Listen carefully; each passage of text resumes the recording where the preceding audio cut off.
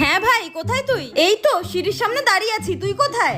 সিঁড়ির সামনে দাঁড়িয়ে আছিস? কোথায়? আমিও তো সিঁড়ির সামনেই দাঁড়িয়ে আছি। তোকে দেখতে পাচ্ছি না তো। কোথায় তুই? আরে আমি তো 1 ঘন্টা ধরে সিঁড়ির সামনেই দাঁড়িয়ে আছি। তুই কোথায়? তুই কি উপরে চলে গেছিস? আরে আমিও তো সিঁড়ির সামনেই দাঁড়িয়ে আছি। পিছনে পাথরের সিঁড়ি, চারিদিকে আগুন জ্বলছে। অনেকক্ষণ ধরেই তো আছি। তুই কোথায়? এখানে পাথর, আগুন টাগুন কোথায় পাচ্ছিস? কি সুন্দর সোনার সিঁড়ি, কি সুন্দর ফুল ঘাস ফাস রয়েছে। পাথর কোথায় পাচ্ছিস তুই?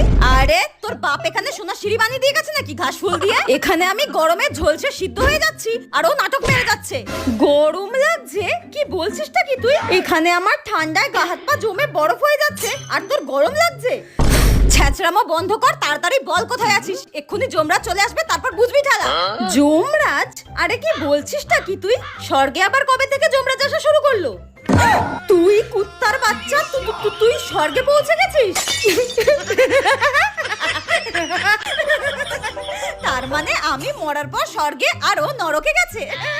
আমি নরকে পৌঁছালাম কিভাবে আর তুই স্বর্গে গেলি কিভাবে? কি করে মানে? ভালো কর্ম করেছি তাই এসেছি। তোর মতো তো আর কুকর্ম করে বেড়াইনি। আর তুই তোর কর্মের ফলই পেয়েছিস। কিন্তু আমরা তো বেস্ট ফ্রেন্ড ছিলাম।